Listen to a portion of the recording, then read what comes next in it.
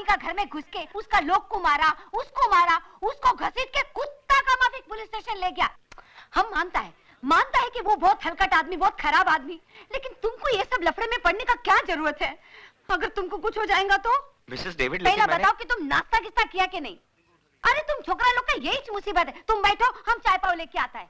तुम आजकल का छोकरा लोग अपने खाने पीने का ध्यान ही नहीं रखता। हमारा डेविड मालूम दिन में 5 बार खाना खाता होता, सुबह में 2 बार नाश्ता करता होता और आखा दिन में 1 लीटर दूध पीता होता। और तुम छोकरा लोग आज तक 1 गिलास दूध पीता नहीं कि तुम लोग का जुल्लाब छूट जाता है। हमारा डेविड खाने का बहुत शौकीन था। इनका कड़ी भी हमारा डेविड को बहुत पसंद था। बांगड़ा फ्राई लाल चटनी का साथ। क्या देखता है तुमको मालूम है ये क्या है? ये है ना, डेविड ने हमको सबसे पहले यही गिफ्ट दिया होता। चाय पियो। अच्छा, आज हम तुमको एक बात बताएंगे कि हमारा और डेविड का रोमांस कैसा हुआ।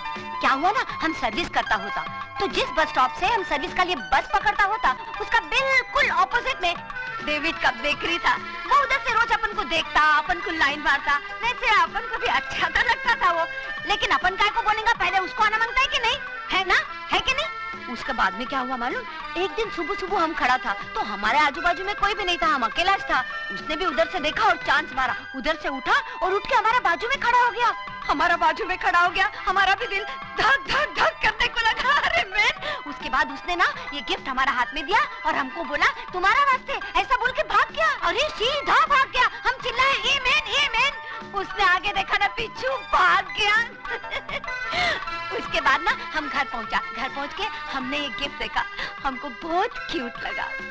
और ये देखो इसका पीछे में क्या लिखा है, आई लव यू। अच्छा आइडिया है ना पटाने का। अगर लाइफ में तुम्हारे को भी किसी से रोमांस हो जाएगा और तुम्हारा बोलने का हिम्मत नहीं होगा ना, तो हमारा डेविड का आइडिया वापरना बेस्ट है। फटाक से रोमांस और झटाक से शादी हो जाएगा। चाय।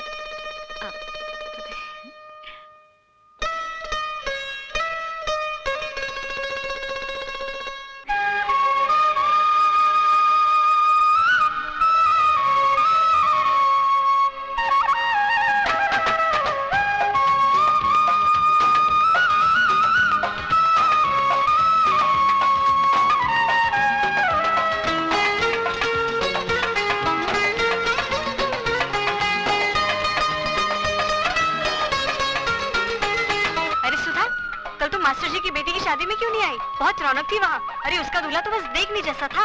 खूब चुन कर ढूंढा है मास्टर जी ने। अरे बिमला के तो समझो भाग ही खुल गए। तू भी आती तो कितना मजा आता।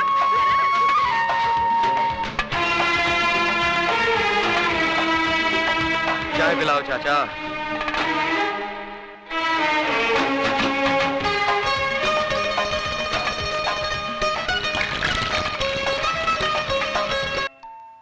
सुधा कहाँ से आया है?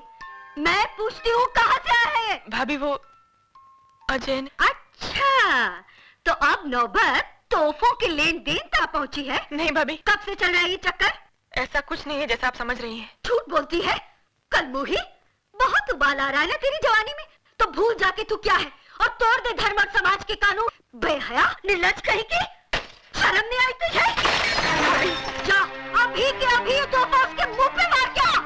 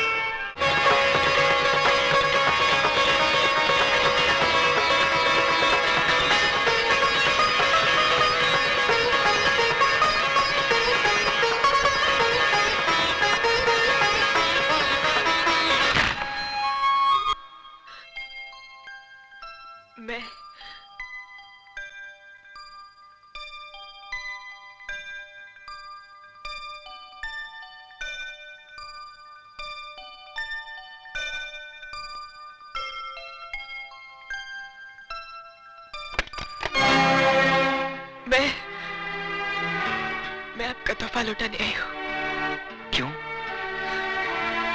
क्या इतना हक है कि इस इनकार की वजह पूछ सकता हूँ?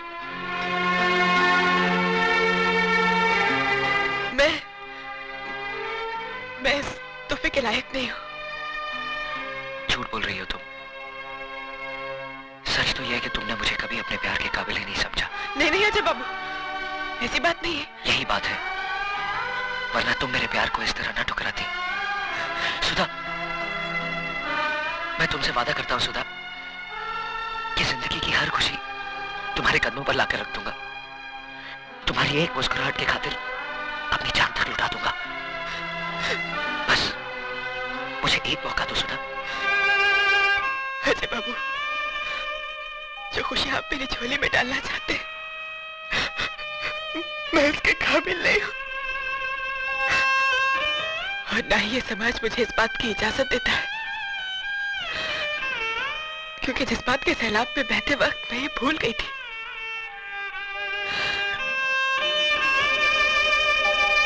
कि मैं एक विधवा हूं।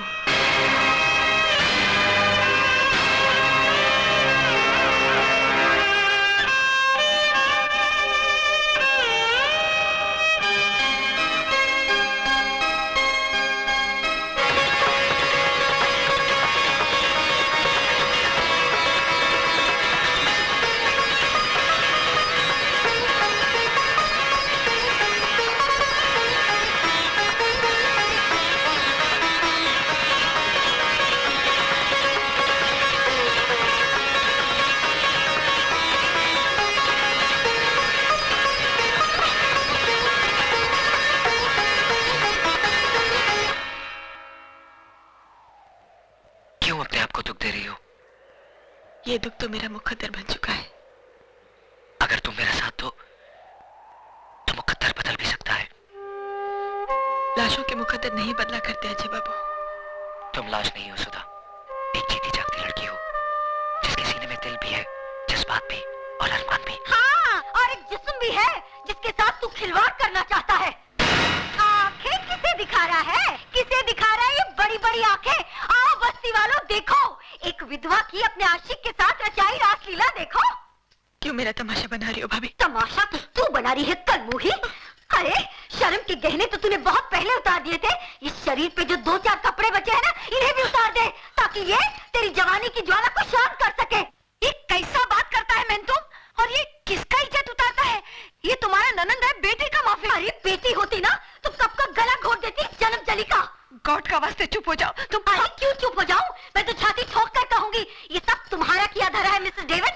और रखो इस गुंडे मवाली को अपने घर में, जो दूसरों की बहू बेटियों को बदकार बनाए। अरे तुम्हारा क्या है? तुम्हारा तो ना मियाँ है, ना बेटा, ना बेटी। तुम्हें तो सिर्फ पैसे से मतलब है, पैसे से।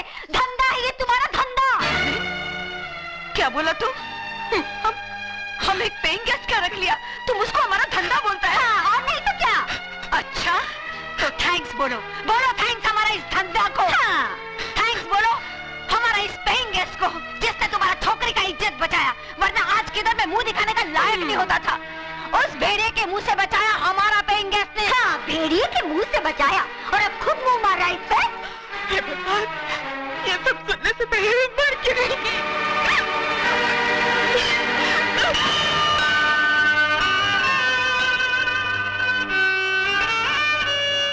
पागल हो गई हो तुम? आत्महत्या करना बुज़दिली है, और मैं दुनिया वालों को तुम्हें कायर कहने का मौका नहीं दूंगा।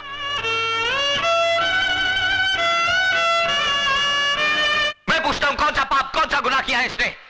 किस जुर्म की सजा दी जा रही है इसे? क्या एक विधवा को दोबारा जिंदगी बसाने का हक नहीं? क्या उसे भी हंस खेल कर जीने का हक नहीं? अगर ये समाज इसे इस बात की इजाजत नहीं देता तो ठोकर मारता हूं मैं ऐसे समाज को। आज मैं सबके सामने भगवान को साक्षी मानकर इसे अपनी पत्नी बनाने का ऐलान करता हूं।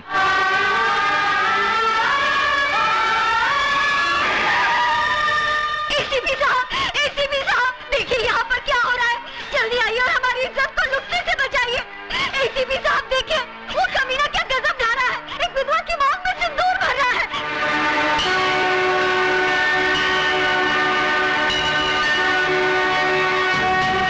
रुक जाओ अजय, मैं कहता हूं रुक जाओ। तुम जबरदस्ती इस विधवा की मांग में सिंदूर नहीं भर सकते। एसीपी साहब, या तो ये सिंदूर सुधा की मांग भरेगा या फिर मेरा हाथ कटकर जमीन पर गिरेगा। देखो अजय, मुझे मजबूर मत करो, फेंक दो इस सिंदूर को। आप अपने फर्ज से मजबूर हैं और मैं अपने वचन से।